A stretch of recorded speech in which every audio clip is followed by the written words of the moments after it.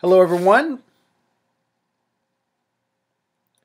Hello, everyone. Welcome to another episode here of Green Dragons Gaming Club. Without us, they never feel like winners. Without them, we couldn't look so good.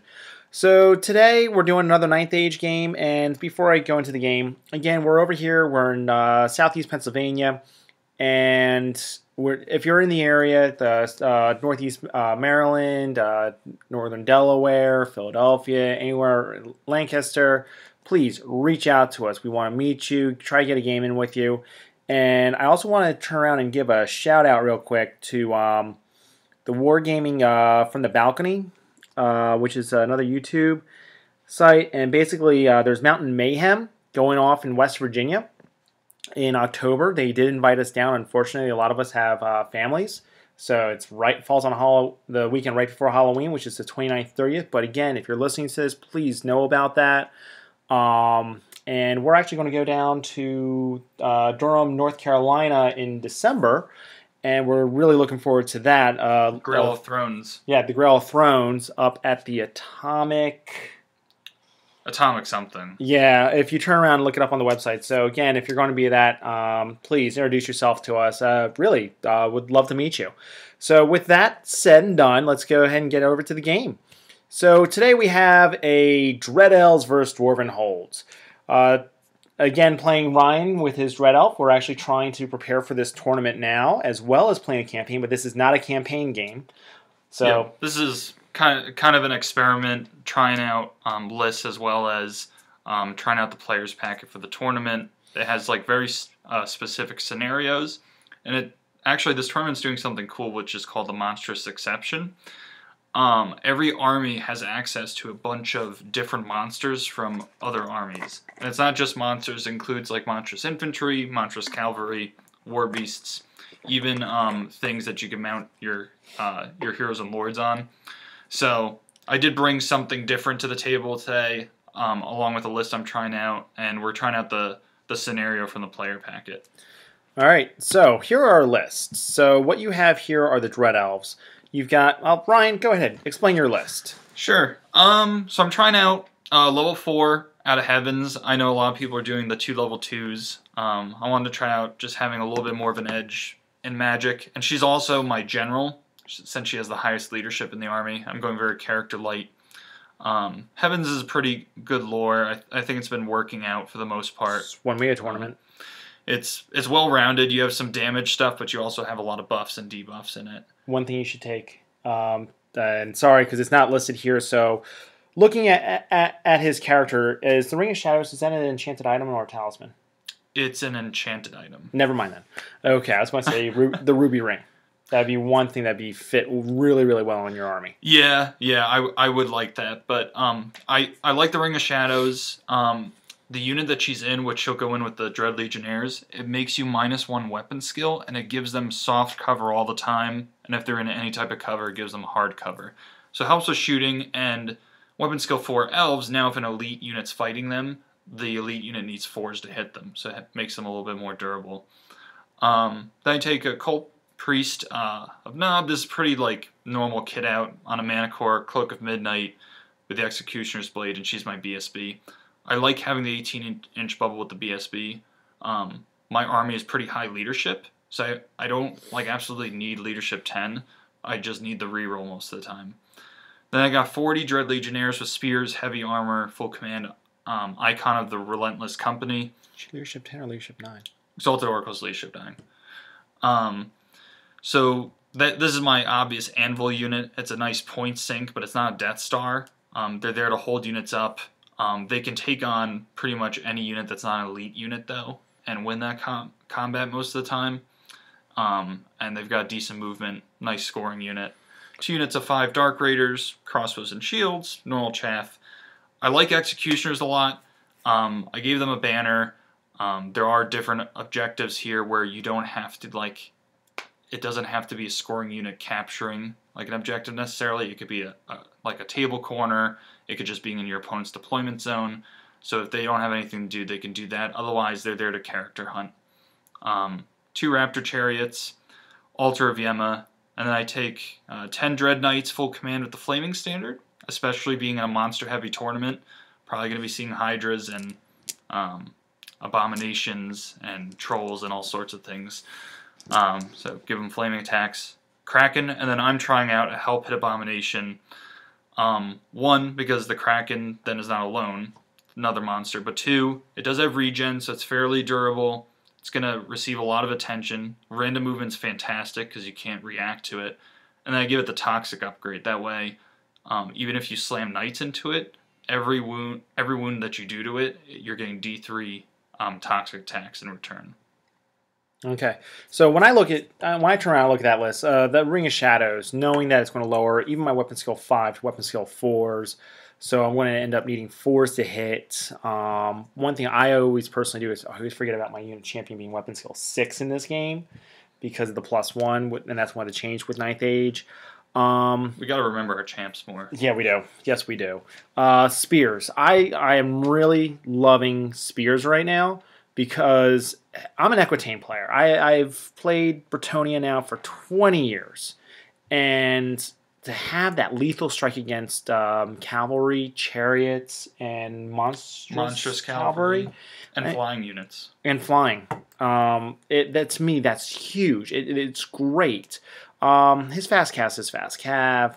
I've lost so many models, so many characters to executioners. Taking them as a unit is 10 is perfect. They're high initiative, they're high weapon skill, they're decent leadership 8. And they hate you. And they hate you. I mean, I don't know what I did to them, but they hate me. So it's a good list. I'm actually pretty happy with it. And I'm excited to see what it's able to do, because I went back to my standard Dwarven list. And as I'm making my list, I'm going, wow, I have more points. What did I forget? So, sorry I had to change the font here. which is very small lettering. In small, teeny, tiny print. So, first thing I have is, again, I'll let you guys read it, but my big king, he is nasty. He's toughness. He's a monster. He's my monster on the field. He's toughness 6, but if you wound him, you have to reroll your wounds. He has 5 attacks at strength 5, strength 6 on the charge. He's got a 6 up ward save, 5+ in combat, 4+ on the first round of combat that you charge him. And he's got 6 wounds. I love that guy. And a 1-up armor save. And a 1-up armor save. He is nasty. My runesmiths are runesmiths. Denial is my spell called Devouring. I really like that. The problem is you have to let the spell go off, but then they don't get to use it anymore. You can't tell right now, everyone who's watching, but actually I'm crying in the background out of sympathy for Mark, that you have to let the spell go through. I sense a little sarcasm here, just a little bit, but no, so that's always my dilemma. Is like, do I let the spell go through? So the one thing I use that for is I wait for that time where he's like, well, I got nothing else to do. I'm just going to use this spell and kind of let it go. And Ryan, who is a very good player, knows not to do that, but I'll play that other person who's like, just do it just because, and that's what it's there for.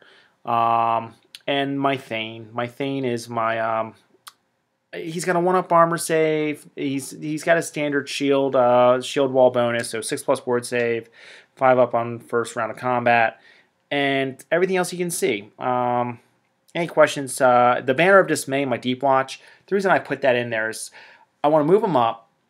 They're going to get at that sense of what would be the word I'm thinking for being more secure? Like the confidence. They're going to get that sense of confidence. Like, okay, yes, it's a Deep Watch. I'm going to charge it. I've got it made. And hey, look, no, you're minus D6 inches. That 10 you just rolled, that's actually a 4. So thank you for, so you're not going to reach me this turn, and then it sets them up for that counter charge. And that's why I do that. So here's the game board as it looks. So we've got 2 impassable pieces of terrain. The thing with the rocks on it, that's actually we're treating that as ruins. I got a forest down below with a hill and water feature right there in the middle. And dwarves get turn 1. We should probably talk about the objectives real quick. Yes. Not everybody's confused about what those red things are in the middle. What? There's spots on your screens. Please feel free to wipe it off. Great point. So this is actually after our movement. I turn around, I move everything up, and go ahead. Talk about the objectives. Yeah, so we just rolled a d6 and made it random. There's 5 games in this tournament. Every game is different, and it's all Game of Thrones themed, which is awesome. And I think we rolled a 2 for this. This is supposed to be game 2. So it's diagonal deployment. And basically the theme of this game is you're trying to set your enemies on fire.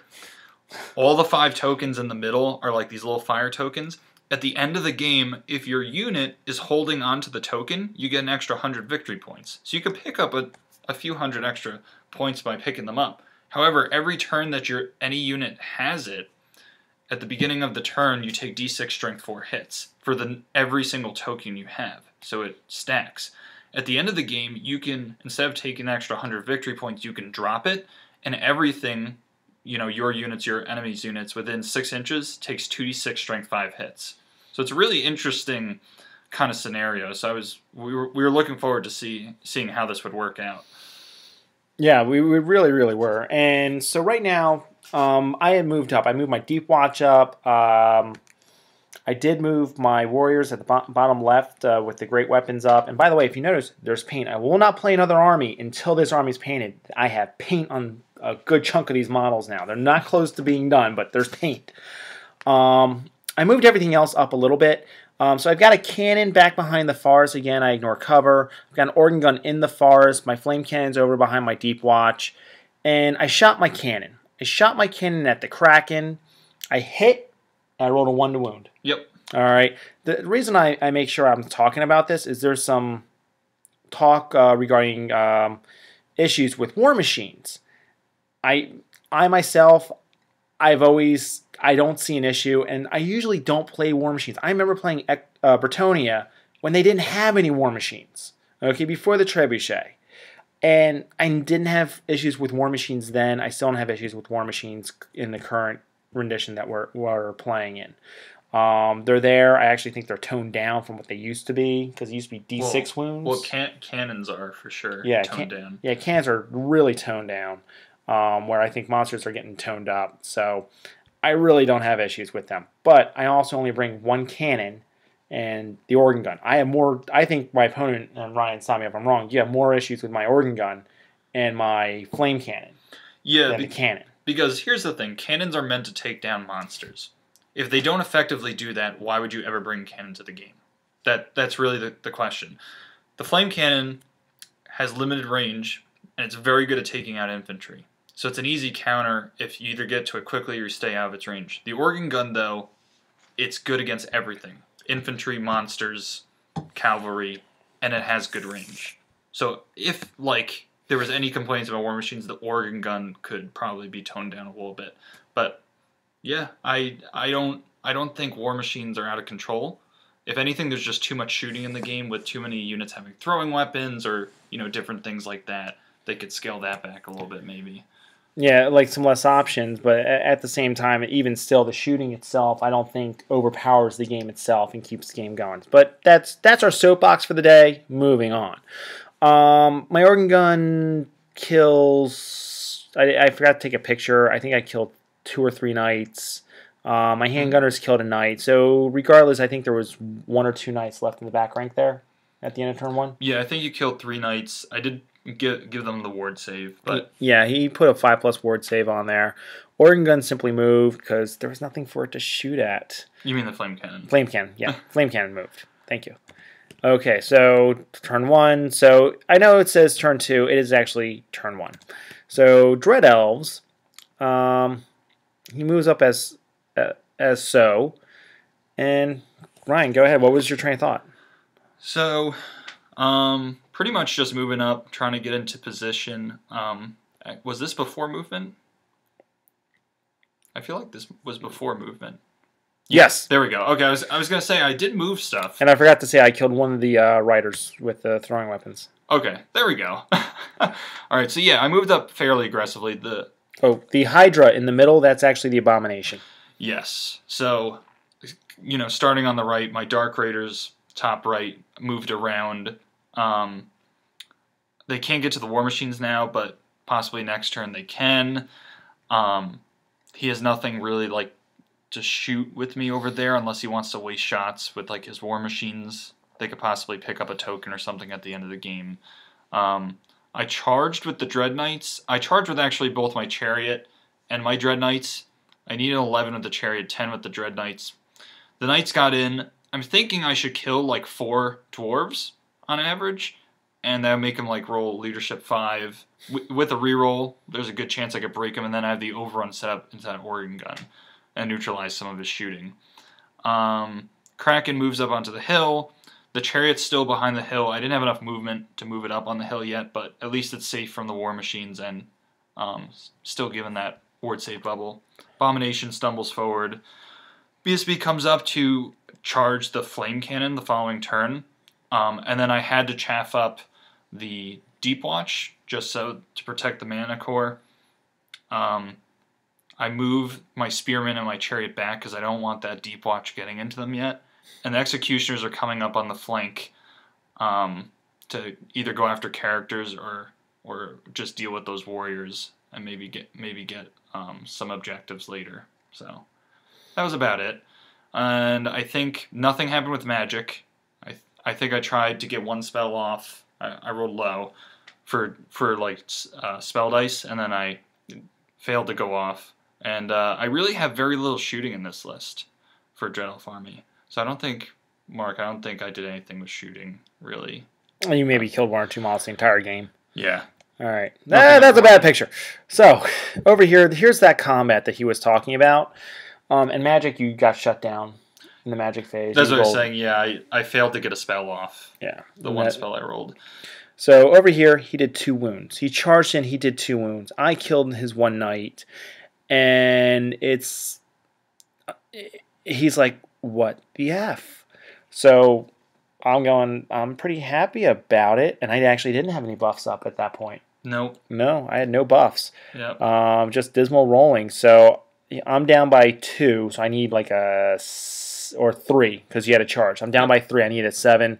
My BSB is well in hand, and as was my general. So again, that was an easy stick there. And now it's Dwarves turn 2, since that's blurry. So what I end up doing is I'm looking at the board. I'm like, I could charge into the flank there, but I'd rather do the shooting and get rid of that Abomination. Hindsight's always 20/20, so I'm not going to go into that. My spear block is just trying to protect that one flank, so they're all the way off there to the side. And that's it. So I charge the fast cav that are chaffing me up just to get rid of them.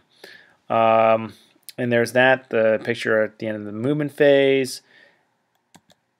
Over here, my throwing weapons took out 3.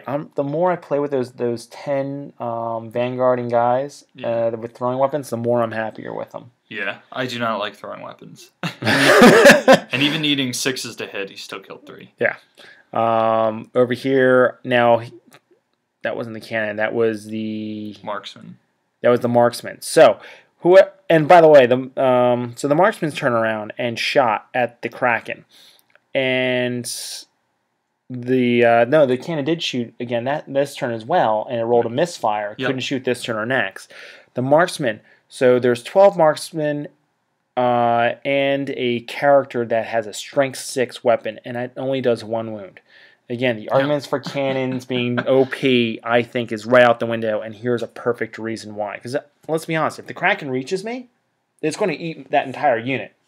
Oh yeah. So it's like I don't have any issues. Over here, let's see. Is that before or after combat? Combat-wise, nothing happens. I think we bounced, so I lost combat by 1, and that's it. Turn 2, he killed 3 of my dwarves. I killed 1 of his, but I'm steadfast now because he no longer has a full rank of 5. And they end up sticking around. He ended up charging into the flame cannon, killing the flame cannon, and now turn 3. And I don't know why I didn't take a picture of the board last time.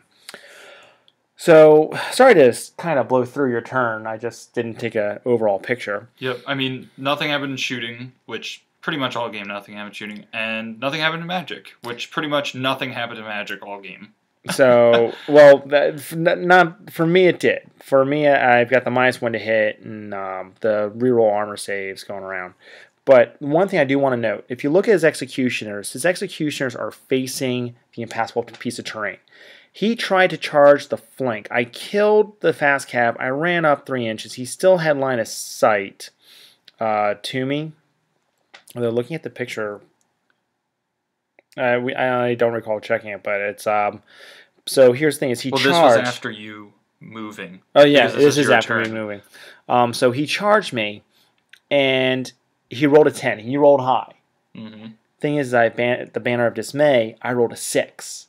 So, and that's exactly what I needed. So his executioners do not make it into combat. And the strategy behind that was to kill the runesmith. I'm not delusional in thinking the executioners will win that fight, but all I have to do is get 1 wound on the runesmith and takes it out and lose the rune of devouring and all that good that stuff. one just had the harnessing. Devouring was the other guy. Oh, well, whatever. Whatever items he's got. Whatever. And let's see. Again, I did not charge into the flank. Instead, I took the unit with the BSB into that monstrosity up on the hill. I actually made the charge. So I'm pretty confident with that because there's strength 5 on the charge. I got my BSB in there. That's strength 6 on the charge. I know it's got a 4-up ward save. And that's basically it. So again, I get the reroll armor, -1 to hit for Ruin Gleaming, and I shoot again. He's now down to 4 executioners, and they fail their panic twice. Yep. So bye-bye. And over there, that's the dead flame cannon. They are on the board, but yeah, very far away. So now it's Dread Elves turn 3, and I did not break. I don't even think I beat. No, you did 3 wounds to the altar, but it stuck. But it stuck because I did 3 wounds back. Yeah. So even and I was down by like a little bit, but I need like leadership 7. Yeah. Stuck. Yeah. So it's like, so he charges in again because of that thing in the middle of the hill. He charged in with his BSB right into my rear. Got to take it. He charged the Kraken and Chariot into the organ gun because the organ gun, which did open up last turn, just did nothing to your BSB or put 1 wound. Yeah, you killed the Abomination before. Yep. For those of you who noticed, that's not there. And then yeah, he opened up on my BSB. He only got like 6 shots off that time or something like that. But then I had a 3-up ward save. And I think I failed 1, but it wasn't enough to do anything. Yeah, I was definitely hoping for more, which is why I didn't choose to finish off the Kraken. Hindsight's 20/20. Should have shot the Kraken, but I won't make that mistake again. Knights are still fighting in the middle. Yeah, there's a nice fight. Turn. And that's it. You moved your fast cav finally around because I had backed up my Dwarven with spears, so you couldn't charge last turn. Yep, I failed my March test, so I could only move 9. They chaffed them up a little bit, so I moved again. And yeah, and nothing happened to me. I don't think I got a spell off all game at Magic. We'll just put that out there. So you don't have to worry about Magic. I'm thinking. No. Yeah. No magic for me. Yep. So over here, again, that's an easy kill. Actually, that took everything you had. Yep, I rolled 1 for impact hits, so I get 2 because of +1. I don't do any wounds. I think the guys on the back killed 1 guy, and the Kraken was just able to kill off. Yeah, the other 2. Crew. It took both units.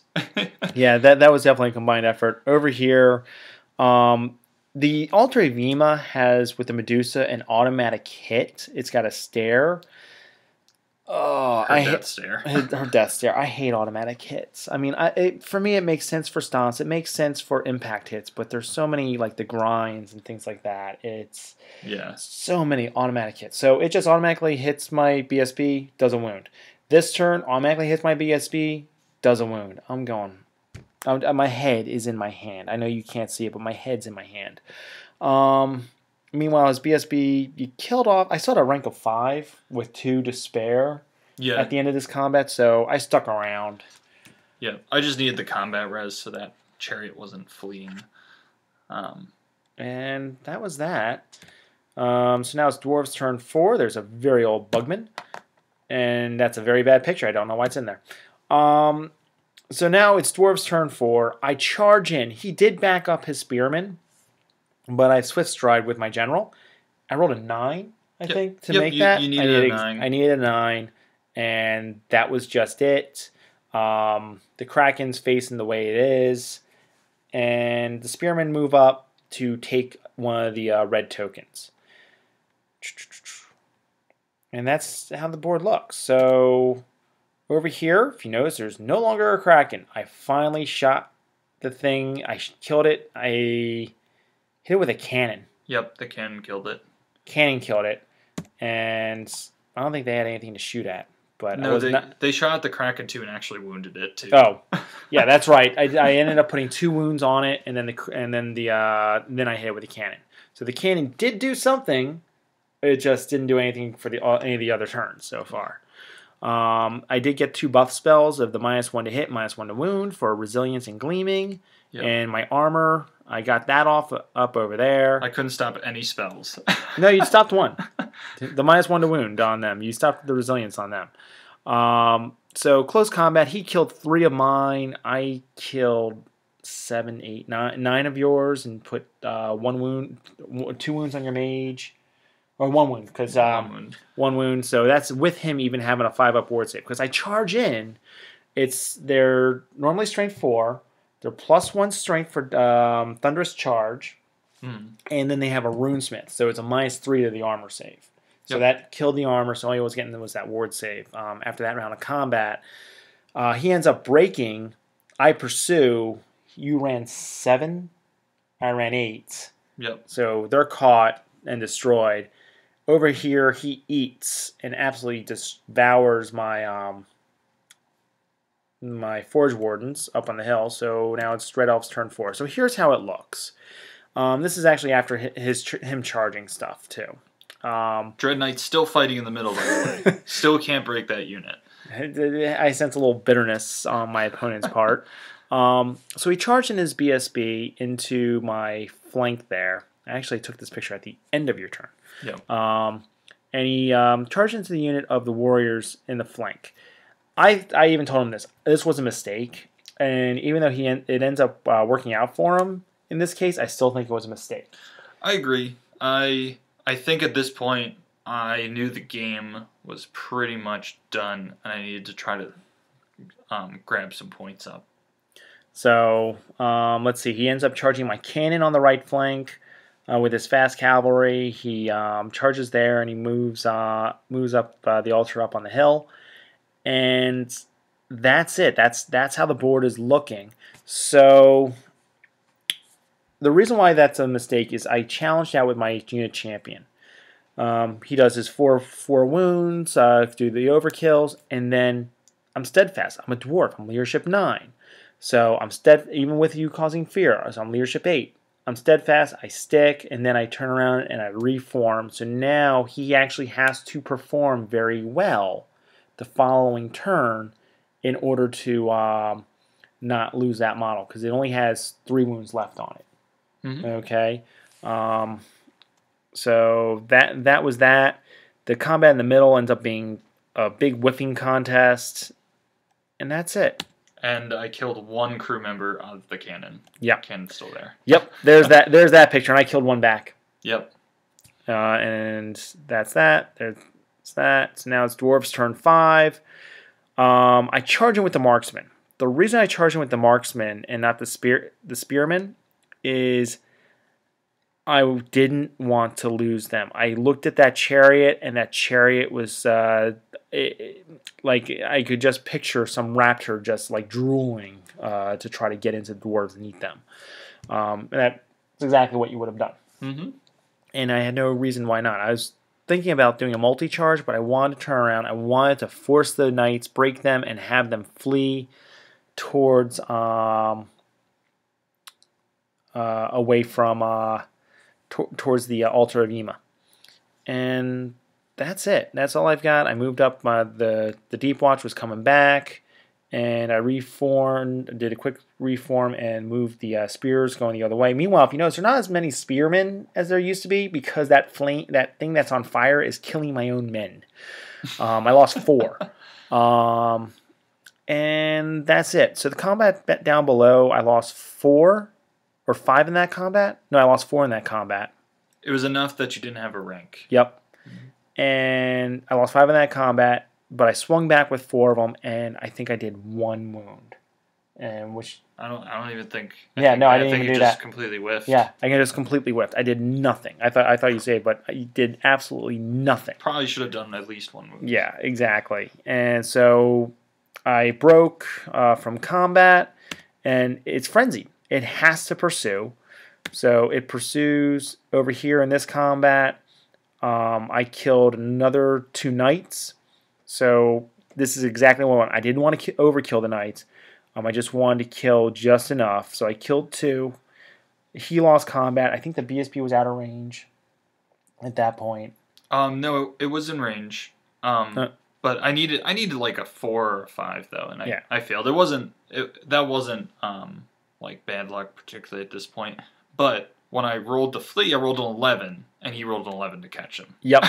So I couldn't even get that.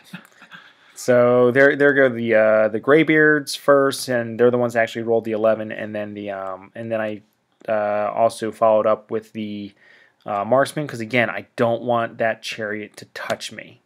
So that's how that looks, and because I ran 11, I'm into the altar of Yima right there on the side. Over here, I still have 1 more crew member. He only killed 1 that time. I pretty much this game. I had no shooting, which is fine because I don't have a lot of shooting list. I had absolutely no magic on either side, stopping spells or getting spells. And basically my combats, I just couldn't break any combats at all. Just couldn't get anything going. So over here, so now it's Dread Elves turn 5. You move them over and shot me, and I lost. Oh no, what was that?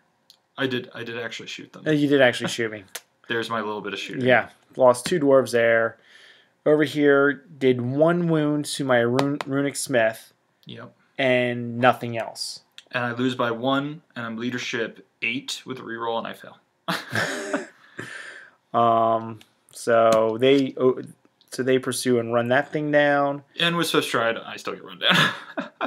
I have the fastest dwarves on Earth. And I think you finally did that cannon in. So now it's dwarves turn 6. Nothing happened. You just picked up objectives. Yeah, I just moved. I moved the dwarves over too far, so you couldn't charge. Hence why we have the arc of visibility out there. And that's it. I mean, that's game. He ends up charging into the flank of the handgunners with his BSB again. And as I said, I consider that as turn 6. It's not worth the risk, but he charges in. I challenge out my unit champion. I'm leadership 10 because of my general, so all I have to do is turn around and be steadfast with a 9, and that was it. So that's game. Over there, they got 2 of the stones, and now I'm down to 16 from 25 to 16 dwarves. They paid for it. Yeah, they did. There's that charge. Oh, charge, and that's game. So overall, it was a Dwarven massacre. Ryan's Dice, they hated you. I paid them off. That's all I can say. Now, the reason why it's 25-0 versus 20-0 is because we were doing the scenarios. So I turned around. I had table quarters. I had deployment. I was steadfast. I killed his general. Did I miss anything? And basically, like, if you have a scoring unit in your opponent's deployment zone and they don't have one in yours, yep, you can get points for that too. I forgot that we were playing diagonal. I moved my executioners into the wrong corner, but it didn't really matter. Yeah, and that was that. So for me, the Dwarven holds for the MVPs is the Greybeards. The Greybeards stuck it. They literally they took the charge. The Runic Smith in there, I think, actually helped giving them the AP-1 for those combats, and couldn't be happier. And the Altar of Yima. I mean, the 5+ ward save that he was going back and forth on was fantastic. So that was it. And one thing I do want to point out, because I feel like a lot of the games, again, unfortunately, Ryan's one of the main competitors who I play against, so and we're trying to get ready for the tournament. That's where we'll probably see a lot of elves, but you'll start seeing more of Knights of Equitaine and Ogres more, because I'm in the middle of a campaign as well. But playing... where was I going with this? I do apologize. Oh, so... Well... I lost my total train of thought. It's like 12:30 in the morning here. That's what I was going to say is so please know that last game Ryan and I just played, he did beat me, because I feel like I don't want everyone to think I only put up games that I won. It's just I thought that people were getting tired of seeing Dread Elves versus Dwarves. And last game he did beat me. It would have been a 11-9 victory Dwarves, but due to objectives, which Ryan played very, very well, it ended up being a 12-8 victory for the Dread Elves. So I wanted to make sure I did say that. Thanks for the shout out. I just didn't do it because I thought people were tired of seeing Dwarves versus Dread Elves. And you know what? That's up to you, because if you guys hit us up, we can get some games in. I'll do reports with you. Mark will do reports with you, and we'll get some different armies up here. Absolutely. Again, please definitely reach out to us. Thank you so much. Until next time.